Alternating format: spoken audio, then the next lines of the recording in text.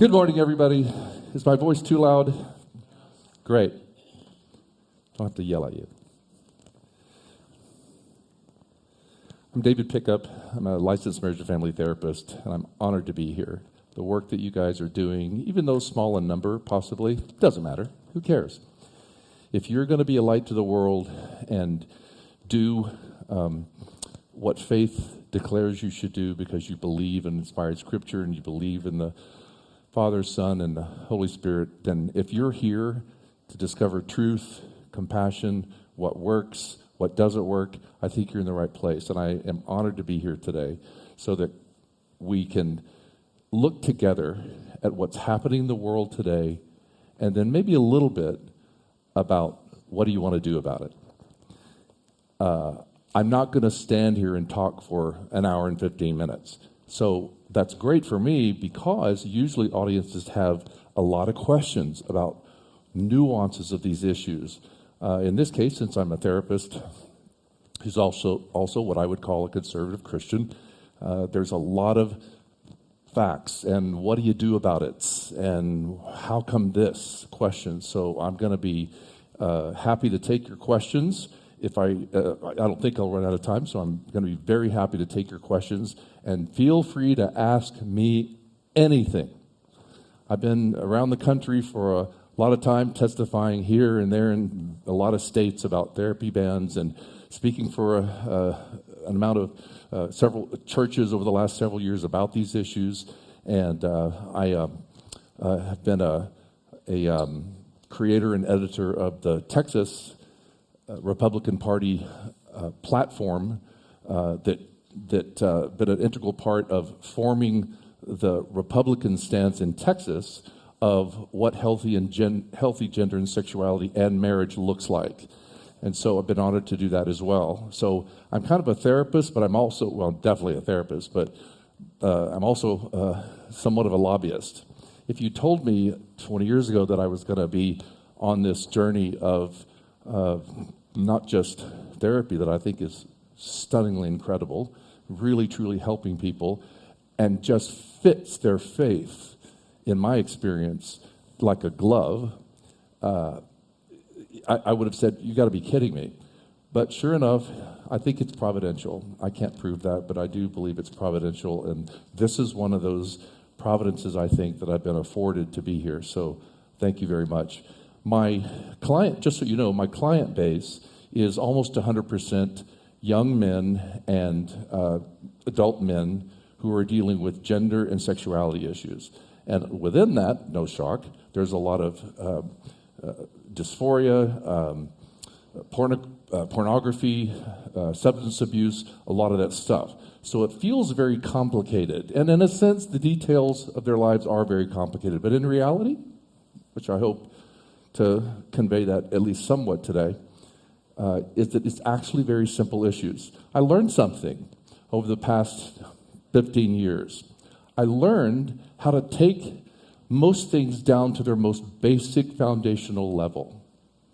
For instance, you can talk a lot about faith, about what's great, even doctrinally, of course, but a lot of how you do it within the Christian faith or people within different kinds of churches. But if that faith doesn't stand on the foundation of belief in God, if it doesn't stand on the belief that Christ is the foundation and the purpose and the way through life on everything, then you become a house of cards, and it's all going to fall.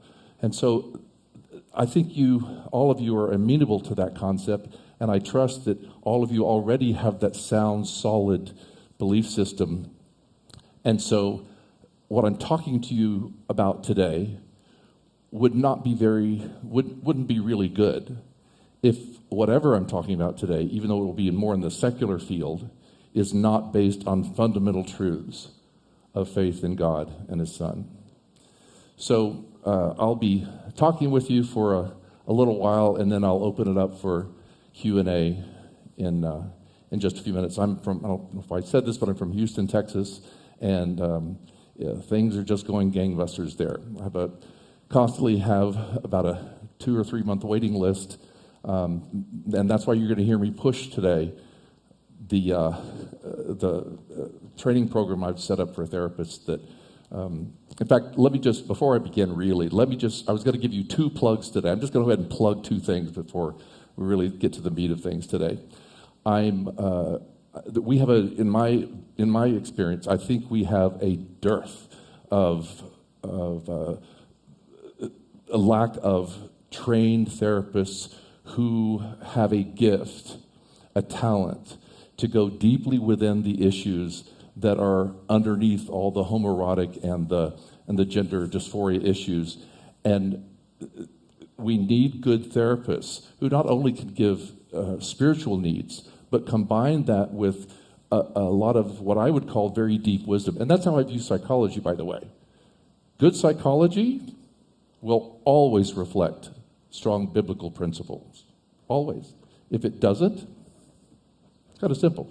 It's bad news. It's no good. So that's how I work. Whether a person is a Christian or not, they can come to my office and the therapy still works. But those of you, almost all my clients are people of faith, and so we start with those ideas. I've started training therapists in a new form of therapy that is shockingly fast and shockingly profound. I'm not talking about therapy in that way today in detail, so I'm not going to go into it.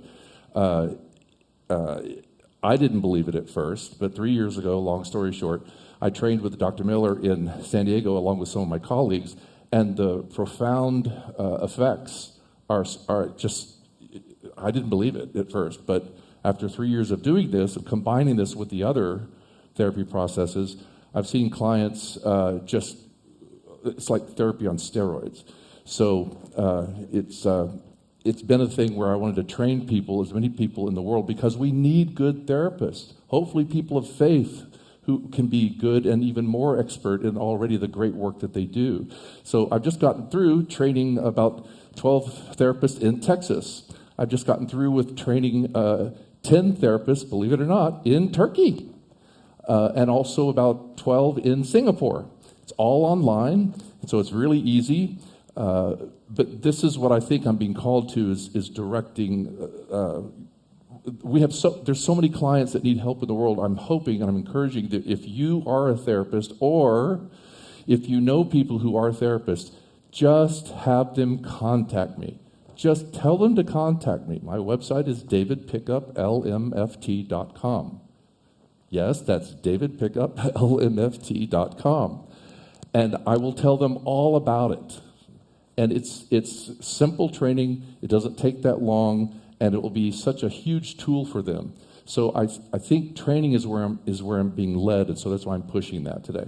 The second plug is I'll be probably in a few months. I'm in my doctoral candidacy in psychology with California Southern University. So you really can't call me doctor until about 3 or 4 months from now. All right.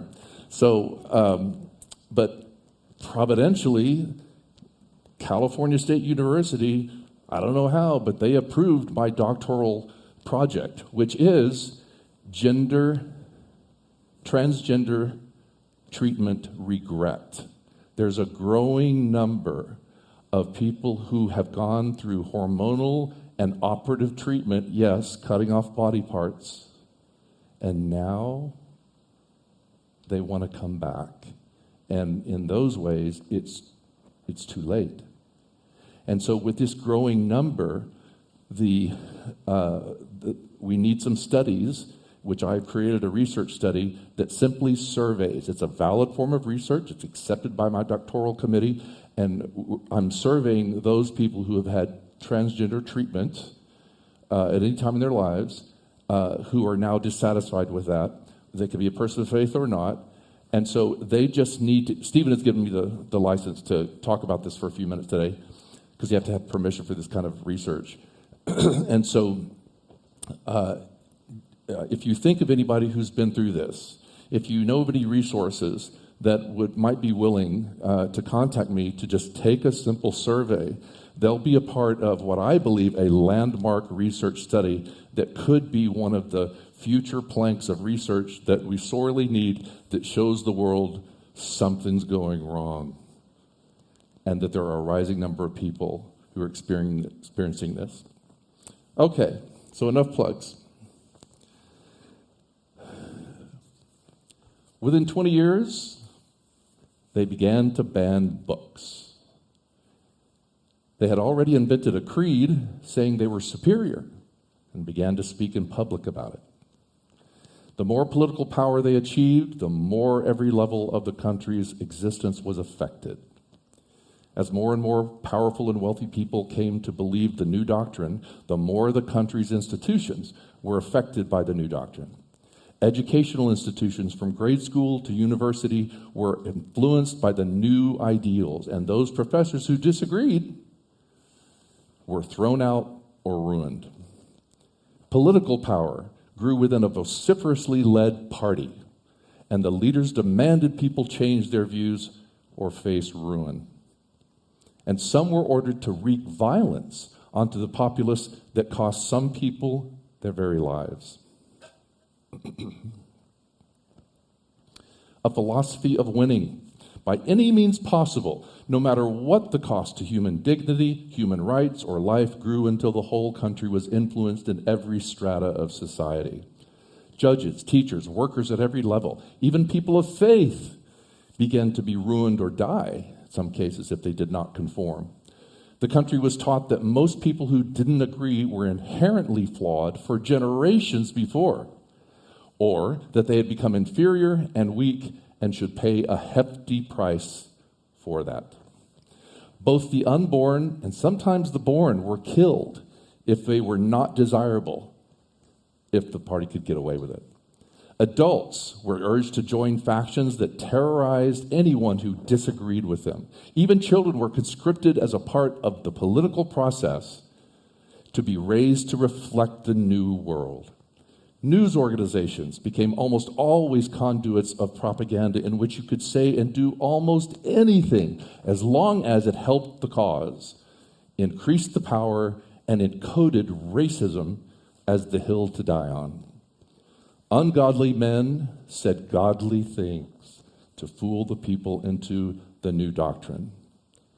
And all of this was done in the name of making the country great, greater than all the others, as they reached out to achieve a global oneness that would propel mankind into a marvelous world that would never be subject again to tyranny and helplessness. What country am I talking about? Germany. Now what country am I talking about? It's happening again. It's happening again. Yes, there are some things happening in the U.S. that are somewhat different. We have more rights than they did, of course. Our Constitution, Declaration of Independence, some things, rights, powers, views, religion are different. But America is being influenced in all directions, especially when it comes to gender and sexuality. And our children are going to inherit this. There is nothing new under the sun. Do you remember that verse? This is an example of it. There's just nothing new under the sun. Darkness will do the same things over and over and over again. Deception, though it appears to be light, started when? On what day? You know this. I don't mean to be cryptic. What? Speak up. When did the deception of the entire world history first start that looked like light? You guys all know this. Who's the first deceiver? What did he do at first? Eve was deceived, was she not? Adam gave in to her deception. And they ate of the fruit of the tree and lost their souls. And they started mankind down a horrible path. It's the same thing, folks. It's the same thing happening over and over again. So don't be fooled. And there are ways through. In our world today, a man can be a woman can be married to a woman, a married male couple can raise children in the bonds of matrimony, A child can identify what sex he wants to be, and if he's disturbed by what his genitals tell him, then he can simply cut off the parts of him he doesn't like and choose another identity. Some parents who disagree with the new philosophy can be overruled by some area schools who will help the child be his true self without informing his parents of his decision, if you've heard the news in the past year about some of these school districts. In today's world, the most powerful and influential associations in the world are those are a lot of them: American Medical Association, American Psychological Association, American Psychiatric Association. Big, powerful worldwide organizations have a lot of control.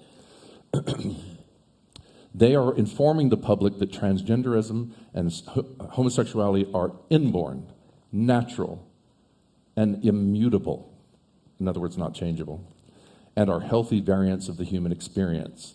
That's what, in a lot of schools around the entire country, even 5-year-olds are being told. How likely it is that a 5-year-old is going to believe what an adult says? Just about 100% if they trust the adult.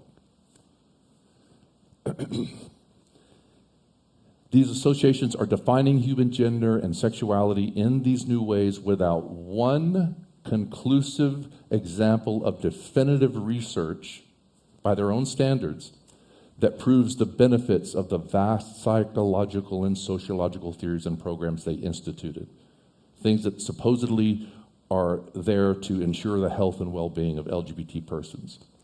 These same pseudoscientific organizations, and by the way, I am an APA member, can now publish anything they want about gender, sexuality, and therapy, since LGBT activists and supporters are the only ones selected in these organizations to validate and vet the research in their worldwide committees. That's one of the when somebody appeals to you based on, well, the APA says this, you have to know, folks, that it's a house of cards. I can start with an untruth that's unproven, and I can build a marvelous, compassionate program in theory for anyone I choose. And it'll sound researched and scientific and of great help to the community with swelling words and acts of love. And in the end, if it's based on a falsehood, it crashes and burns. And unfortunately for the LGBT folks, who we ought to love and lead to the truth, their lives crash and burn. I'm a therapist. I see it. I have friends who are LGBT. I love them. But they get to points time and time and time again where their lives crash and burn. Why? Because when you distill it all down to the basic truths, the truth is not fired up in them. So sooner or later, things have to fall, and they do. That's one reason why, statistically even, the research says that I'm being general right now, the LGBT crowd, generally speaking, have statistically a lot higher incidences of emotional health problems, psychological issues, violence, drugs, addictions, that kind of thing. And those statistics were not compiled by Christians.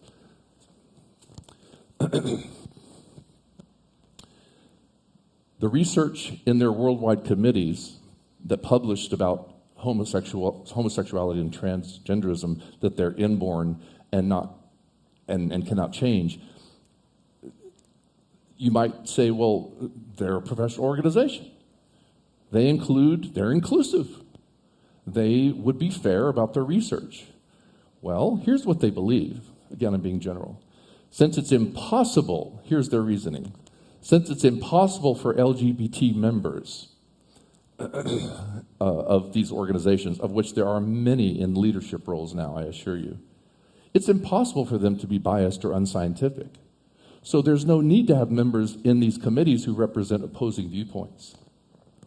In 2009, this was the attitude that the APA took when they made the first stab at some kind of research opinions on sexual orientation change efforts. And so when you disallow people with opposite viewpoints, you leave behind your scientific principles that supposedly your organization is based upon.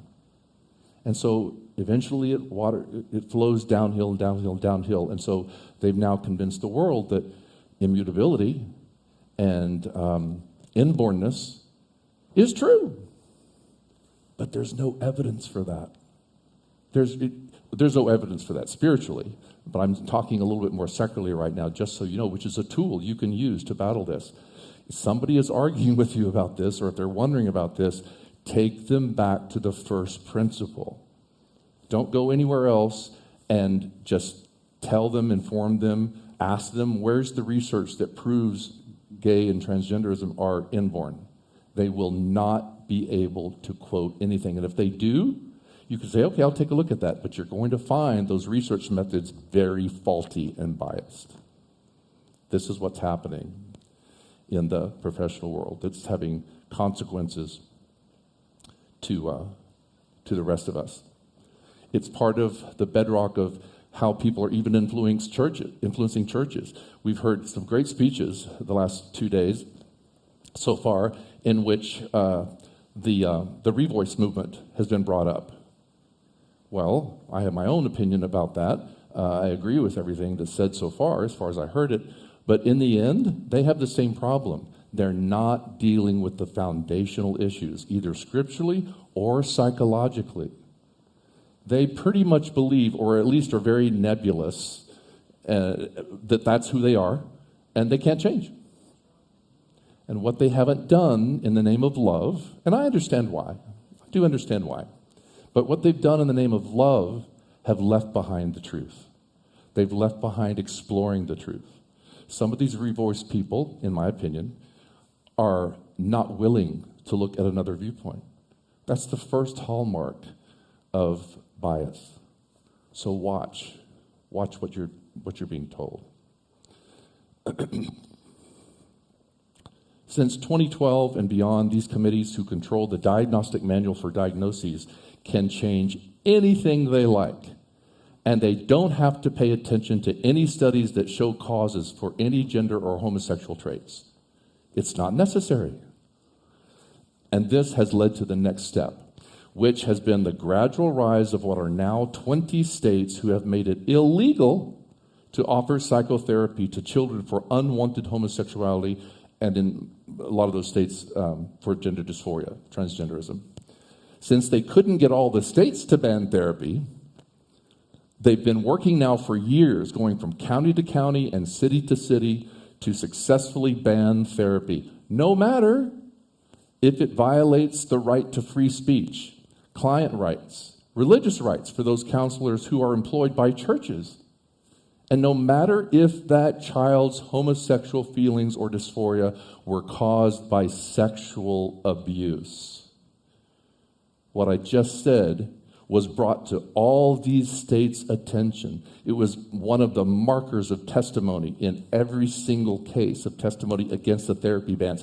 And these committee members sat there and they voted to ban therapy anyway. Can you imagine, which is, I'm kind of testifying like I was in committees right now. Can you imagine, this is what I told them, can you imagine a 13-year-old child who's confused about their sexuality and who was sexually abused by an adult or even a way older teen, and they have homoerotic feelings now because their sexual organs have been stimulated and eroticized? Can you imagine me sitting there and telling them, well, I know how you can resolve that and change that, but it's illegal. This is what's happening. It started about 2012. Well, actually, yeah, about 2012. And it's getting worse and worse and worse. I'll just call them the liberals. I don't like that term, but I'll call them the liberals. They can't find any more liberal states, so they've run out of states. So now they're going county by county, city by city. You talk about a movement, folks. There are so many counties and cities now who these, I don't mean this unkindly, but it's true, ignorant city council people who don't know what they're doing are just believing the LGBT caucus's lies, and they're instituting bans. in their own cities. In my experience, most of these cities are cities where there is no one offering that kind of therapy. So it's become a political movement, and it's going to get worse, I tell you.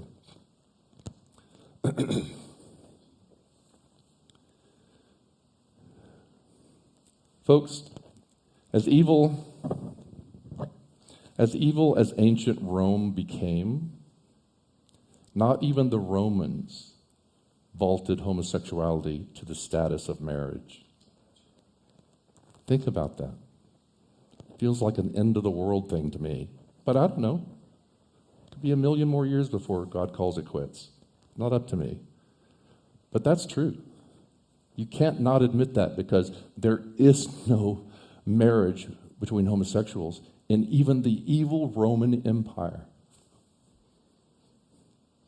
And they never, as an empire, codified gender identity as completely separate from gender expression, which is part of what you heard in the lawsuit yesterday, the Q&A, of how the Equality Act, for the first time in history, its attempt to encode gender identity as completely different, biological identity, completely different from gender expression. That's how they get away with this stuff, folks. That's one of the scientific bases they use to say, well, they're not comfortable in their identity, so we'll operate on their breasts, the penises will go, and so because their identity really was the opposite sex, they become the opposite sex. It doesn't work. And I know you guys know that already. And some of you even have heard horror stories of what's happened to people who've undergone these things. And did you know the APA has plenty of research? Plenty of research. If I could do the research and find it, so can they. That proves that resolving gender identity with psychotherapy works. It works. It's working for my client. It works. But they don't want to listen to that. They don't want to listen to the decades of anecdotal evidence and research that indicates, wait a minute, something's going on emotionally in the early years of life that is horribly traumatic in every single case. That's what my belief is. And so these issues, they won't look at. Why? Because in 2013, they just ripped up the diagnostic manual and believed what they believed without any point of authentic or comprehensive, conclusive research. Are you frightened? I hope so. Not to do you harm, but I hope you're frightened for one reason, so that you will stand up and do something about it. Or you will encourage other people who have the ability to stand up and do something about it. However, in His providence, God, His Spirit, and His Son, in whom all points meet, has provided a way forward. The first is the plan of salvation, and I urge all of us to seek the truth and repentance, to be in a true relationship with God as He's directed us from inspired Scripture. And we can also stand for the truth with every person and institution concerning gender and sexuality. The same instantaneous tool, the internet, that spreads darkness to the world instantaneously, can be used just as quickly and just as powerfully, perhaps more powerfully ultimately, to get the truth of these issues out to the whole world. But we must act. Gone are the days of saying nothing. Gone should be the days in which we care too much what other people will say or do to us. We must decide where we stand on these issues and back that up with evidence expressed in love, sometimes tough love, and not back down. We must not give up on the rights given to us already by our Constitution. If there's kids in your lives, or maybe there's some younger folks here today, your children in about 20 to 30 years, they'll be asking you, what did you do, Dad, Mom, when you became aware that the U.S. was doing almost unthinkable things with gender and sexuality?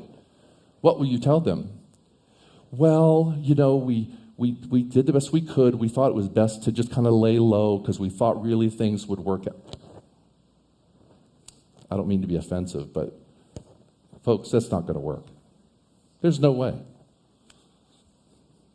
As for me, I'll tell you what I'm going to tell them. I'm going to tell them that in 2012, I began to testify in state legislature committees against therapy bans in California and in about 12 or more other states. I'm going to tell them that my name is on the first lawsuit ever filed against a state for banning therapy, and that my name is on the first federal lawsuit against the United States of America for allowing gender and sexuality issues to be abused and misrepresented in this country. Now, you don't have to be me. You don't have to make my choices, but you have to do something. Take the time. I implore you, plead with you, take the time to make sure your churches and your pastors know they must speak up. Why are the pastors not all getting together? They have all the, now this is a personal beef, okay, but we have all these synods and we have all these conventions and we have all these conglomerate meetings of people of faith all over the country. Why aren't we having a national meeting about these spiritual issues and sexual and gender issues? Who are the leaders? I'm not going to name any names because I don't have time to, but you all know the famous leaders. Why aren't they getting together? How easy would it be for them to spend their money and get their TV time and start backing up, if they want to have a convention, hit these issues hard, and they use truth. In some cases, they're going to want to use research because that's how you convince people, a large group of people. They call into question these worldly organizations who are doing dark things. And then they move to the spiritual side, and they talk about how this cannot fit with Scripture. There's just no way. They can talk about sound doctrine. Why isn't that happening?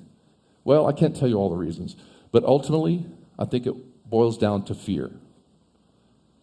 But the problem is, these leaders, I'll call them national leaders, more or less, they're not doing it. So I want to urge you, from the seats, talk to your pastors. Tell them they can get the resources. They can call me. I've put on conventions before. I know exactly how to do it. So does Stephen, obviously, and all you other good folks who organize this. Take the time now to make sure your churches and your pastors know they must speak up and educate the churches. You can also run for school boards. Have you guys not heard of the news about all the school board machinations and the horror stories coming out about what schools are teaching their children? They're bringing into the school curriculum things that are not just untrue, but things as dark as pornography into the school systems to children, not everybody, but to children as young as 5 and 6. It's happening. And what's so refreshing is the parents, some of them, the parents are flipping out on these people. And you know what? There's the primary thing a school board is terribly afraid of and cannot stand is an angry parent who speaks out. That's right. That's good. And what's worth it even more is a group of angry parents who speak out. And some of those, there's good news in this, some of those people are losing their school board positions. But that's what you can do. It's not that hard to be a school board member.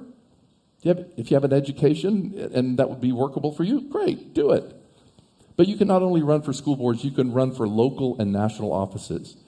I do believe, because I've been hearing it in the grapevine, even one of my best friends from church, she's run, and I think she's going to win today in Houston for a position in the government that I believe she's going to win, her and her male counterpart. I think they're going to win. And so you can do it. This is how people start a grassroots effort. They start locally so you can begin to, and you know where you can find out how to run? Internet. They tell you all about it. Go to the internet. How do I run for governor? They'll tell you. How do I run for school board? They'll tell you. Just do it. If you need some help and encouragement, even if you need some therapy, call me. I'll support you 100%. And for goodness sake, lay aside your intimidation and embarrassment about gender and sexuality. I think we've come out of a rather extended Victorian age things where, we just don't talk about that stuff. It's just too personal, and we're going to be righteous. I'm sorry, but I think this is a brave new world. I'm not saying we have to be maudlin or involved in kitsch or bring up stuff that are effectively just producing darkness. No, there's a way you do talk about it to learn and grow. These are, gender and sexuality are natural processes that God created. So if we don't get back to his creation, if we don't speak about it, then yeah, we're going to be a party to this subsuming of this country into a darkness. As I said last night, I believe that door is about to open and unleash with the Equality Act even more as we've never seen before in this darkness. And learn about the deeply traumatic reasons, mostly from childhood, which I don't have time to talk a lot about today, that are the causes of these issues. Inquire into what really works to resolve these issues, which, in my opinion, will be a combination of faith and the kind of therapy that will be not only a spiritual-based counseling, but spiritual-based counseling that reaches into the deep recesses of the mind and heart to heal those wounds from childhood that are causing these issues.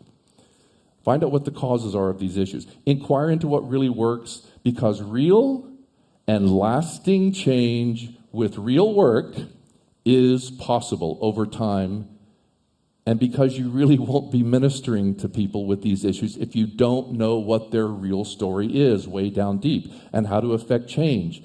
Change with spiritual guidance, truth, and compassion, and very likely an expert therapist. Regardless of what Justice Kennedy of the Supreme Court said in his actions to approve gay marriage, when he ruled, if you'll look in the very last few paragraphs, you can catch his reasoning right there. He believes it's immutable. Once you believe these issues are immutable, you can do anything. But we know that with the providence and help, spiritual restoration through God, and through some very expert complementary therapy that allows a person to resolve emotional issues very deeply, change can happen. Folks, I see, especially with this new therapy I've been espousing, these things happen every day in my office. My clients are amazing. They're just amazing, every one of them. They're actually experiencing things that they never thought was possible before. And you bet, their faith is a part of that, especially if those people who come to me really want to move into more of a faith-based counseling. You need to understand, folks, that underneath all the LGBT activists, even though I know they can ruin some things for you, they are coming from a deeply ingrained mindset of victimhood. From this place, they appear to be powerful, vociferously so. But inside every one of them is a lost little boy and a lost little girl. And they will tend to back down if only people will stand up and tell the truth. And lastly, this. I believe that women need to stand for the truth privately and publicly. They are.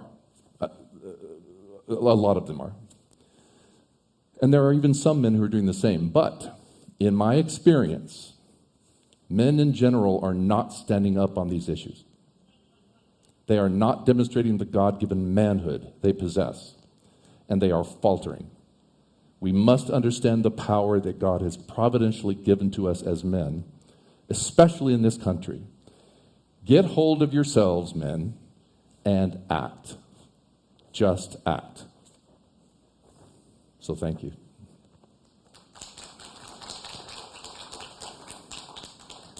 We have time left for Q&A.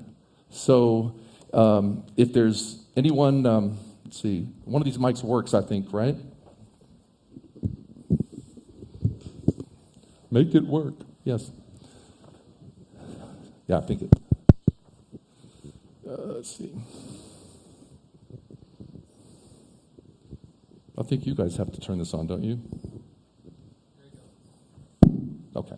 So you can ask me anything about therapy or about my experiences or all of our experiences. You didn't get to ask, we didn't have time to ask a lot of questions last night when we had that panel. So if there's any questions you have about the Equality Act or the lawsuits, or if you have any questions about the issues, what are the deeper issues about homosexuality, transgenderism, or if you have questions about how to help people, or if you have any question at all, I'm happy to field any question you've got. And just throw it out at me, and Stephen will give you the mic. Don't be afraid. David, you had said that you are part of the APA and you still have your license. And so that says a lot about if you're the head of conversion therapy. So can you speak to any attacks or against your credentials or being part of the APA? Has anything come about that? Because that could be said something like, if you're still here, then what's the argument? Actually, I think I need to stand up here. It's a great story because I think it's been 4 years ago now. This is while I was still in Dallas. A guy from Houston made an ethical complaint against me with the APA. Called Liberty Counsel immediately. Some of you are familiar with Liberty Counsel, one of the great people of faith organizations that have argued cases before the Supreme Court even for years. And they knew exactly what to do. They issued the APA their very typical kind of lawyer objection to the ethical thing, and basically, long story short, gave them a long letter explaining why this complaint was invalid. And, and it went straight to the ethics office of the APA. And you know what they did? In about a month or two, I got a letter from the APA, and you better believe it's saved on my computer. I need to put it on the cloud, yeah. It's a very simple letter stating, we've reviewed all the cases and the complaint, and yours, and we've decided not to pursue an ethics violation case at this time. So it's in print. Now, they didn't say we approve of therapy. No, they're not going to do that. But these people know that when you cross that line of ethics, they could be sued out the wazoo. And you better believe I'm going to sue them the minute they cross that line.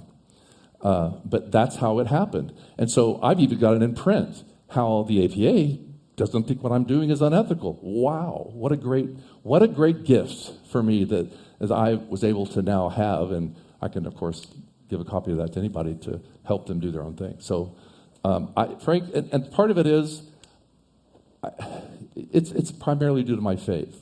Maybe because I'm older now, I'm more used to this kind of thing. But I just don't care.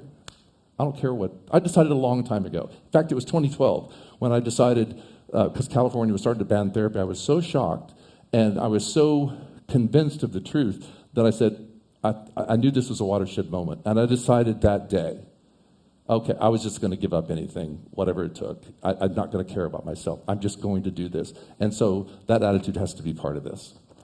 You can't care too much what other people think. You can answer this shortly because we definitely want to hear from Pete and Barbara. The Trevor Project.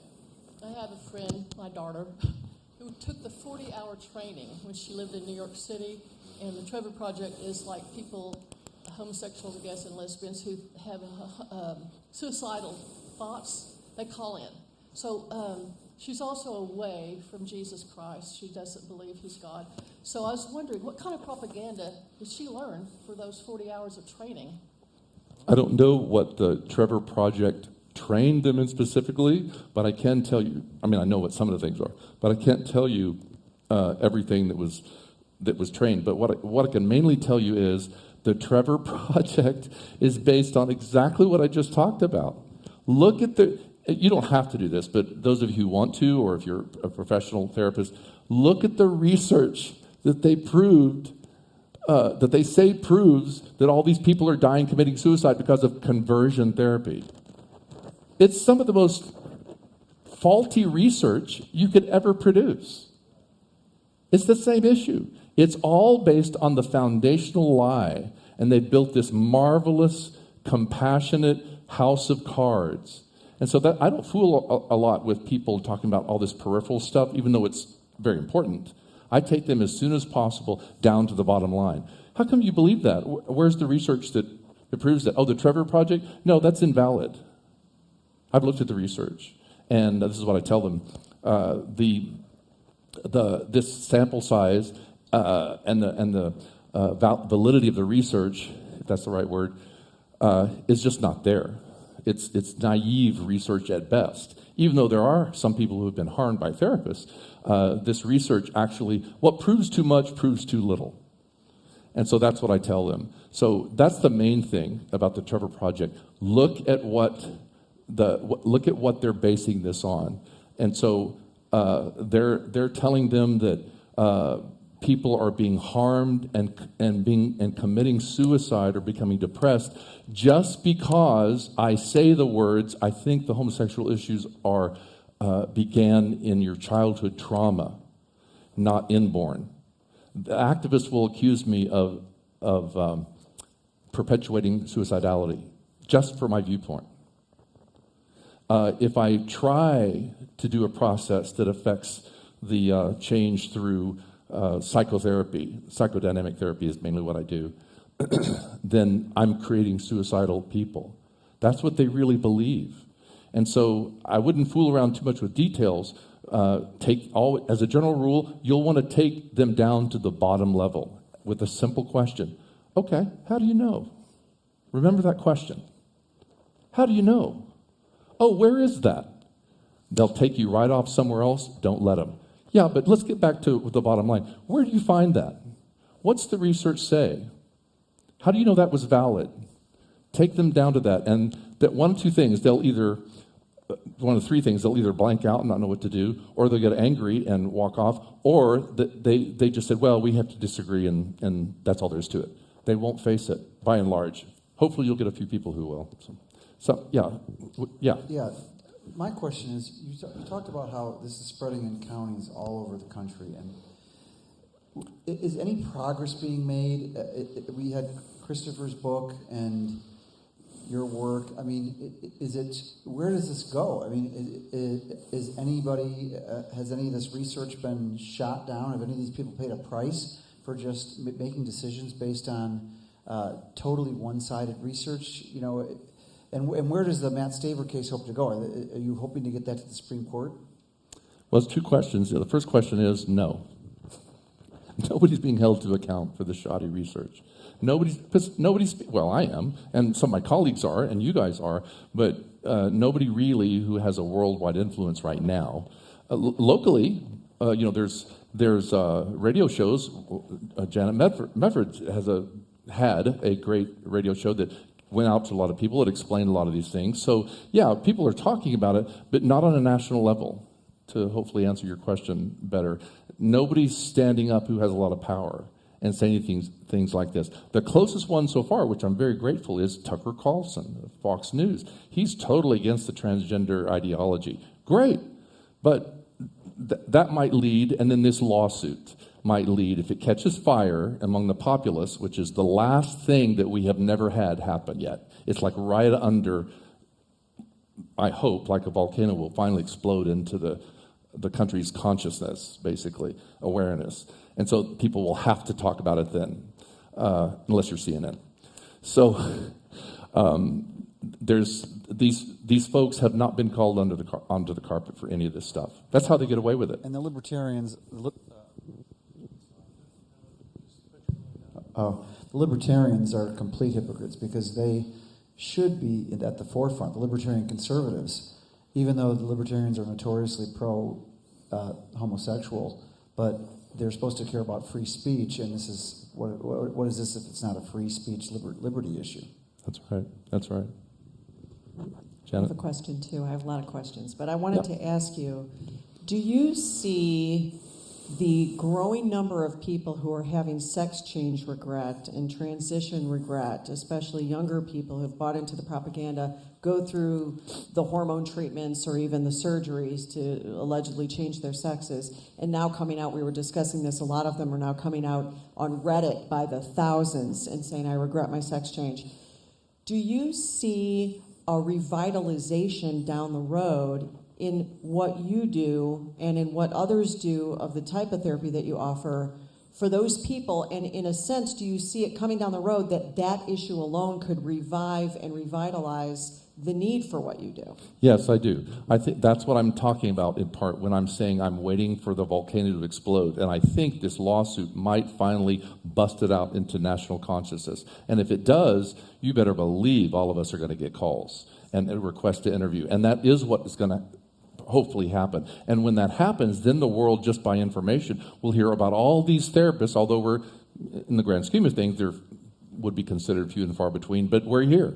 And so, yeah, I think that's when it's going to be hopefully exponential and spread out. And I think a lot of these children who then would even be adults by that time are going to come calling. It's already happening in a sense, because I used to, I don't know, since 2008 to 2016, 17, I never got calls about gender dysphoria issues. Never. But I'm getting calls all the time now for it. And unfortunately, the parents who are calling me, their children have already drunk the Kool-Aid. And I can try to help the parents, help the children. But most of those calls will be with transgender folks that they're not interested in change. But there are a few who want to change. And to answer your question more thoroughly, I think it's gonna blow up. Yeah. Can I ask a quick follow-up? Okay. What advice would you give to parents who are losing sleep, as I know many are, over what is being shoved down the throats of their kids in the public schools or Christian schools that won't teach it and are just getting this fire hose full of ideology everywhere these kids are? How do you encourage parents? What should parents be doing about it? There's several things that a parent, in my experience, really have to do and need to do. The first thing they need to do is not panic. Now, I know that's easy for me to say, because I'm not those kids' fathers and mothers, okay? I get that. But you don't want to panic. The last thing your child who's already confused and probably got depression and anxiety and all this stuff is to hear a parent freak out. Don't freak out. Treat that as an act of love. I'm not going to freak out. Just lay low. And then, after the subject has been breached like that, go get educated. All you have to do, if you want to, is call me, call Stephen, I'm sure, some of the other folks that are here. The wheel doesn't need to be reinvented. It's there. The information about all these issues to really educate parents on exactly what's going on. And by the way, which I do now, I hold consultations for parents who need somebody to analyze and assess their child, and it takes probably a session or two to get really at the meat of what's really going on. But that's what they need to do. They need to see how these early emotions and troubles cause their desire to want to be a different sex. The evidence will be there, I assure you, and I can show, or other therapists can show them how to get educated on all that. A lot of books are written now about that kind of thing. He hasn't been mentioned here, I don't think, today, but Walt Heyer, who is one of the most well-known ex-trans guys, who is a marvelous man. He's written these marvelous books about when he detransitions. It's waltheyer.com, I believe. waltheyer.com, H-E-Y-E-R. He has books on there that will explain it from the anecdotal heart way, and then there's you could consult therapists like me for resources on how to therapeutically assess. In my opinion, probably every transgender person is going to need therapy because these issues are just too chaotic. Did that answer your question enough? Okay. Oh, I'm sorry. One more thing I did want to say. Once you have that knowledge, then it depends. See, I advise something very different if you have a child who is really not sure and is willing to look at the evidence. Then we're going to go into therapy probably with that kid, all right? Because they'll find out pretty quickly about all this trauma. And then, but if most of the time, if they're belligerent or they're just not, it's like no way, then parents, you could use coaching and your own therapy to get through these issues, because What I found is necessary in my experience, is those parents have to completely change the nature of their relationship to get them bonded emotionally. And there's a lot of roadblocks that need to be broken through learning very new ways of communicating with their child. And there's a way to do it through love, and there's a way to not do it. And so that's how they can get therapy and coaching for that kind of thing too. So, I just have something to add to the accountability. So I'm with Special Forces of Liberty, and we have education, if you go to specialforcesofliberty.com.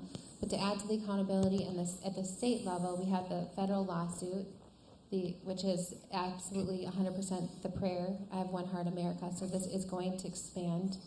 But also at the state level, there's resources on the Special Forces that will educate all of us.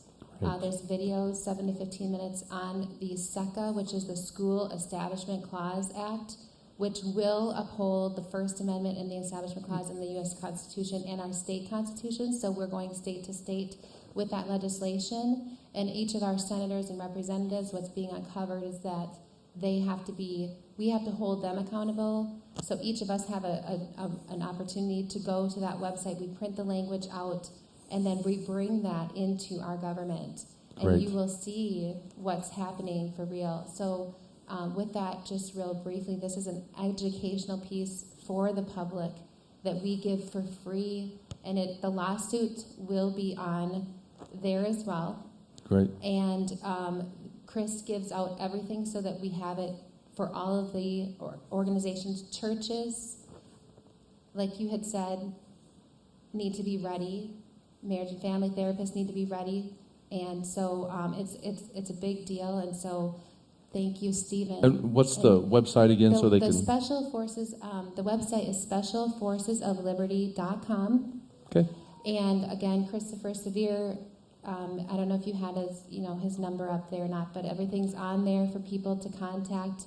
You can contact, I'm Christine Wheely. You can contact me with any other questions. I deal with a lot of families as well. Great. And relay information back to him.